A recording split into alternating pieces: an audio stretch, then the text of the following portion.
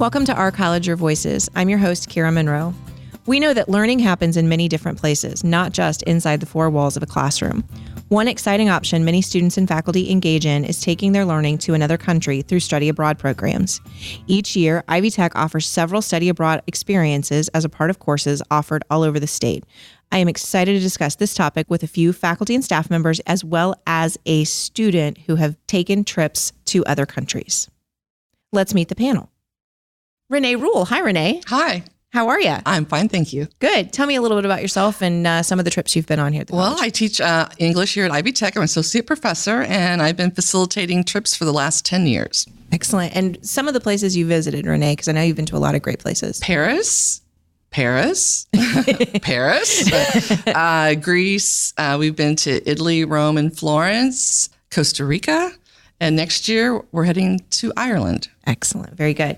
And Rhonda Taylor. Hi, Rhonda. Hello. How are you? I am doing well. Good. Tell me a little bit about what you do here at the college and some of the trips you've been on. Okay. I am program chair of business administration and entrepreneurship, and I have been facilitating trips for the past 4 years. We took last year off, and I've taken students to Costa Rica, to Paris, London, Greece, and I think that is it. Okay. Yes. Very good. It's nice when you can't remember, actually. Right. That means you've done a lot of it. That's Yes. good. And Tina Liam. Hi, Tina.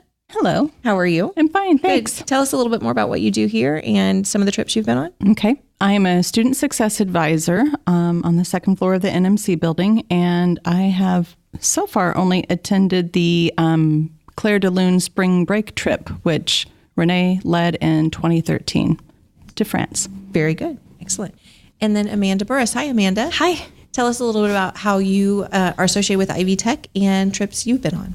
I was a student here, and I went on the 2013 trip to Paris. Excellent. Very good. And that was the spring break trip? Yes. Awesome. Very good. So I think, Renee, you're going to kick this off, but tell us a little bit about study abroad programs at the college and how they work and what's involved in it. So at the Indianapolis campus, we've been doing it for about 10 years. Most of our trips are facilitated through a third-party company. So a lot of the money management is done by another organization. And then we have one faculty member who facilitates the trip. Depending on the number of students, we may have another faculty member attend. And then we just decide on taking a trip either spring break, between our summer break. We've had a couple after the holidays, and just trying to figure out some places that we could go to kind of connect with the variety of students we have and the degrees that we have. Okay. What are the benefits of participating in study abroad from each of your perspectives? I think for a student, the benefits is just to kind of expand their horizons and their understanding of the world, to get away from what they see in the news and on TV and those types of things, and actually experience it for themselves. And then also, I think it helps to put them in a more advantage role when they're looking for a job, so they can say, yes, I've been here, I've experienced this, and it gives them a different perspective on how business is going. So in a global environment, I think that's really important. From a faculty perspective, I think for me, it helped me to grow just individually. And then, everything that I said with the student, it applies as a faculty. But then also I found myself being more tolerable of individuals that, have a heavy accent, and I'm like, oh my God, I can't understand what this person is saying, versus stop.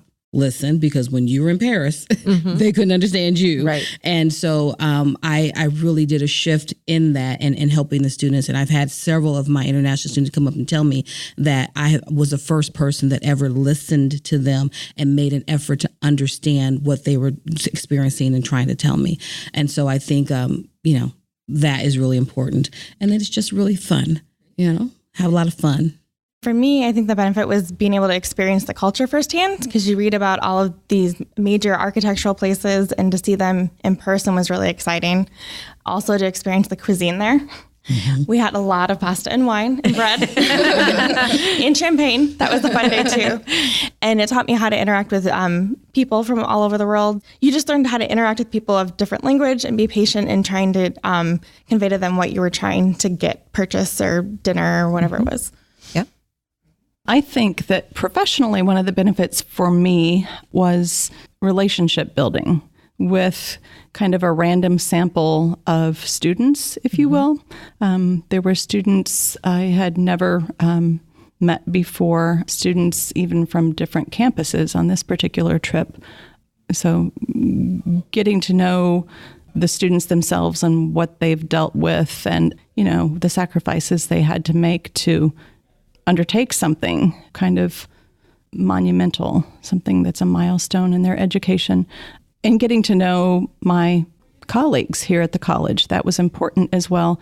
But just for personal, professional reasons, context is one of my top 5 strengths. Mm-hmm. And so history is important to me. And this international experience allowed me to really be immersed in the culture and the history in a way that was new to me. And we had an excellent tour guide. I'll call him that. I know he had a more specific name, but he was really good at continually giving us information in a very digestible way, if you will. But to receive that in, war-torn Normandy, for example.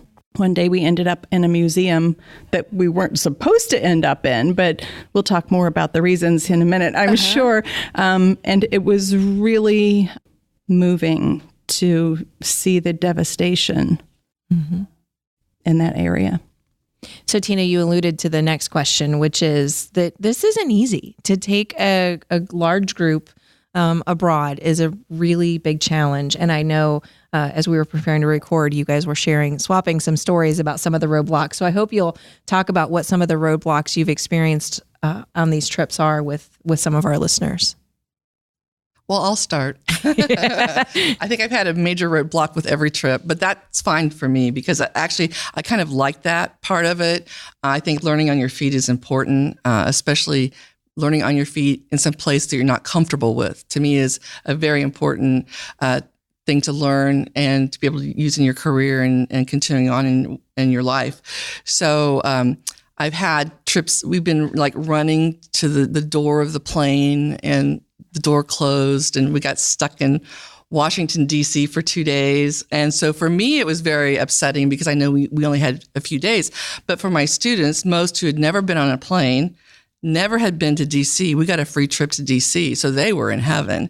And so for me, I have to kind of step back and kind of think about that plan isn't always the way it's going to happen. And when I travel personally, that's fine. But when I'm with students and I worry about the money they've spent, I want them to get the entire trip. But sometimes what we don't plan is actually better than what we do get on the trip. So that would probably be my big one. I'll let you guys explain the other one. Before we even left Indy, our flight was canceled because of a snowstorm out east. So we had a flight out of Chicago, but Renee was very good and resourceful and helped us get transportation up there. That was our first major roadblock before we left. Okay, very good. So for me, it tends to come in the planning of it all. And I like to have information sessions and get the students rallied around and they get all, signed up. And there was one trip that we were trying to go to and it just wasn't gaining any momentum. I think I had like 2 students signed up. So I said, well, maybe we should cancel or change the trip. I changed it from, I think we're trying to go to Barcelona to Paris and London. And within a week, I had 17 students, some of which paid in full. And I'm like, what's happening? And some of them, because of the timing, I didn't even get a chance to meet them until the day of the travel. So that made me very nervous because I'm like, I don't know who I'm traveling with. They don't know who they're traveling with or whatnot. But it all turned out really well. But I'm kind of OCD with that. But just the planning of it all, to me has to be very specific, and that was one that was completely out of my control, but it went very, very well. I have memories like Amanda of the day one, if you will, and just the time where we were trying to figure out how we were actually going to pull off the backup plan, to fly out of Chicago.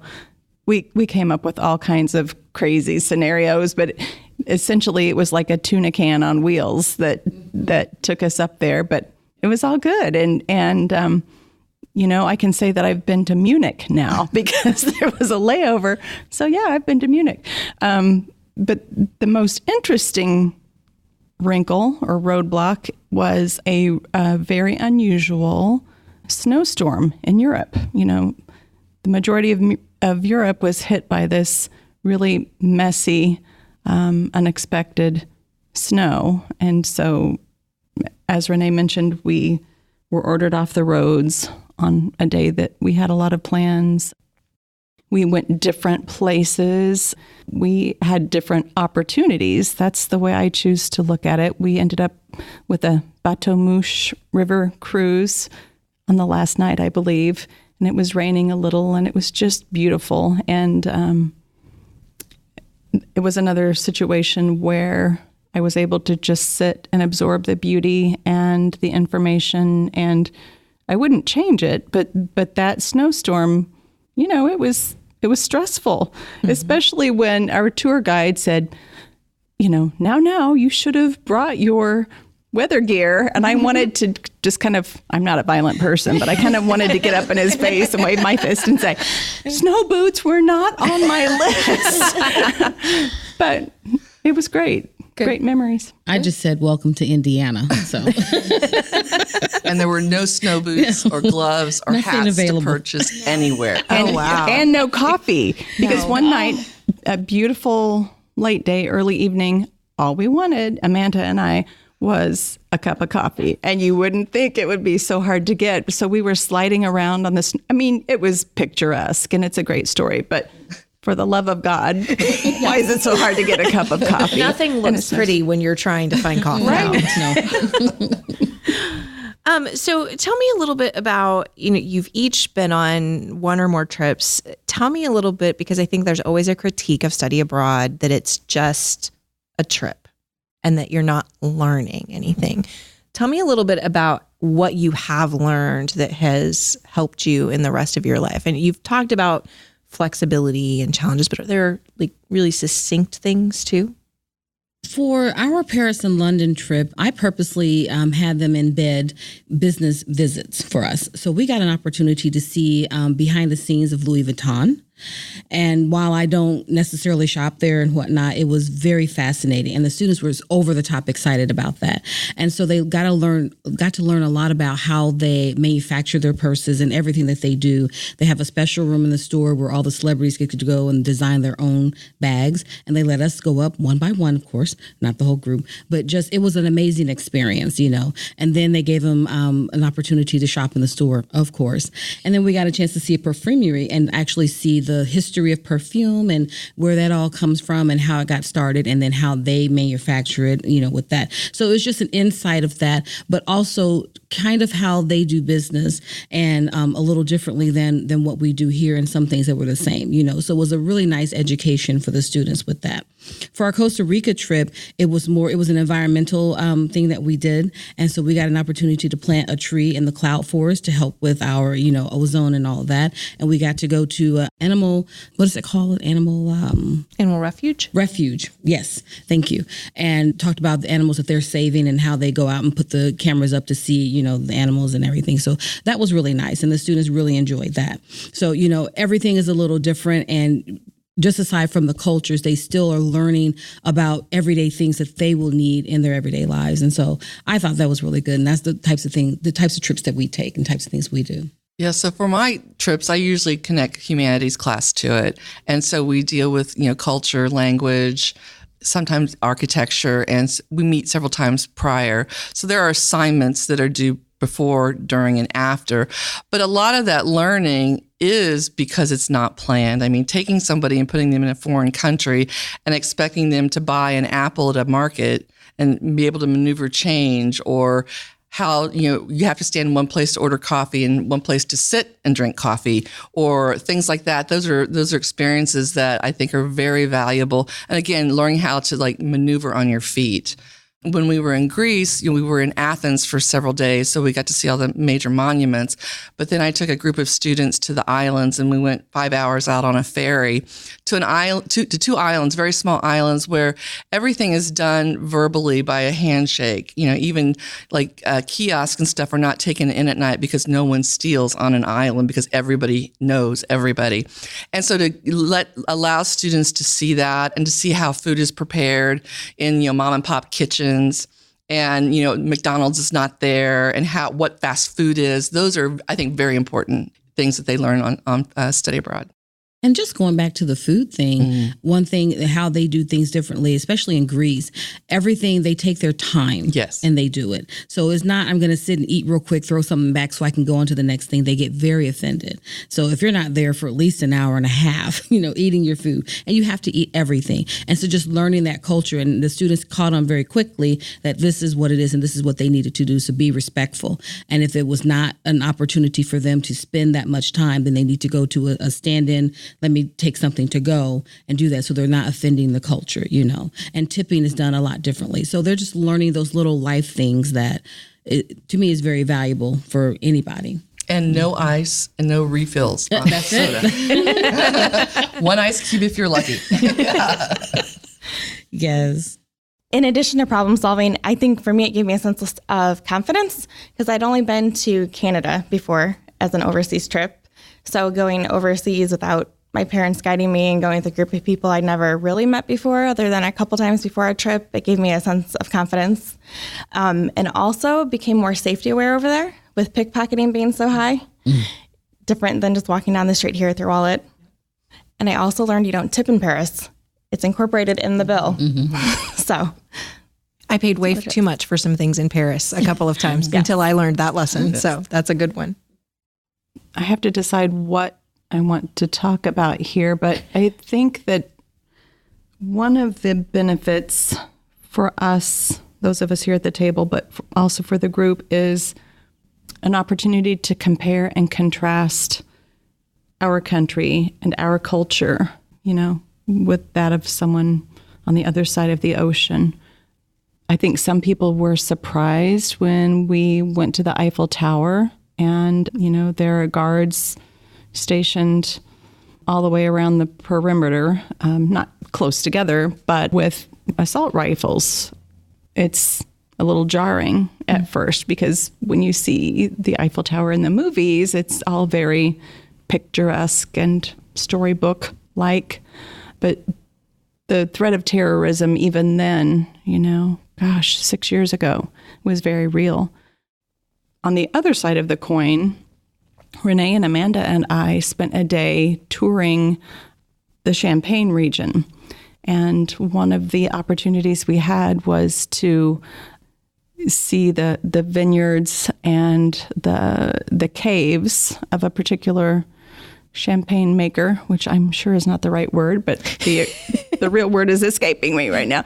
And these caves of chalk were under the family home, which was, I think the caves were, 400 years old, and the house was a little newer than the caves, but still a very old house. And we had lunch there out of very old dishes, but they were relatively new because they were 100 years old, right?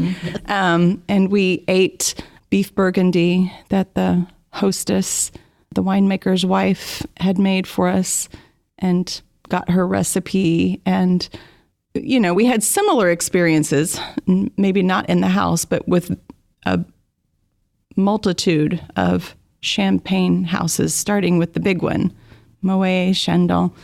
And we worked down kind of to the smaller mom and pop, if you will. It was really fascinating and enriching. And we don't have anything like that over here. So it was a wonderful experience. There's history and then there's history. Right. Yeah. Young history and old history. Yeah. Yeah. Very cool. We hope somebody listening today is excited and wants to learn about a trip. How could someone learn about trips that are happening either on their campus or somewhere else in the state? Because we do have students cross campuses for these trips. So how could somebody learn about a trip? We also allow any faculty or staff from across the state. And depending on the trip is depending on how that works. But in Indy, you can contact me. And actually, I have a list of trips that are going to be launched in the next year from places across the state. So I'll give you that, or we can post it with links on that. Yeah, absolutely. We can add that to the show notes if you've got that. That's perfect. Very good. And I know I'll just do a short little PSA. I tried to... I needed to get Jen Bowersock and I didn't, but we have a new international travel policy that includes some emergency planning and other things in it to help guide folks who are doing trips like this. And I think You all are pioneers who've helped inform that policy here at the college. So I commend you for that. Very good. So you've talked a little bit about the cost of the trip. What are some of the challenges around funding these trips, and how much do they cost? So the trips cost between, I would say, around $3,500 to $4,000. And the biggest issue is there are very few resources for students. We have a few scholarships, but not across the state. So we have a lot of students who want to attend. Sometimes I have 40 or 50 who want to attend, but maybe 6 get to go because they have the funding. And that's also, I think, an issue for faculty. If you don't reach a minimum, then you have to pay for your trip. And so I would say money is probably the biggest issue that we have trying to get the trips to run. Every episode ends with a call to action. Tell us about your study abroad experience, whether you participated in that experience as an Ivy Tech student, faculty, or staff member, or in some other way. We'd love to hear about it. Send us a voice memo to Our College, Your Voices at ivytech.edu, or leave a voicemail message at our phone number, which is 317-572-5049. Again, that number is 317-572-5049. If you're interested in learning more about upcoming trips, you can check out the show notes for this episode. Thank you for joining us on this episode of Our College, Your Voices. I want to thank the members of today's panel, Renee Rule, Rhonda Taylor, Tina Lamb, and Amanda Burris. I'm your host, Kara Monroe. You can connect with me on Twitter at KNM Tweets. Our producer is Ann Penny Valentine. Ann is on Twitter at Indy Penny. You can reach us by email at ourcollegeyourvoices at ivytech.edu. Leave us a voicemail at 317-572-5049 so that we can include you in a future show. Our website is ivytech.edu/podcast. Production assistance for this and every episode is provided by Becky Campbell, Sarah DeWitt, and the Ivy Tech Community College marketing team. Our podcast concept is by Matthew Pittman. The music, recording, and post-production services, as always, provided by Jen Eads at the Brassi Broadcasting Company. We will see you next time on Our College, Your Voices.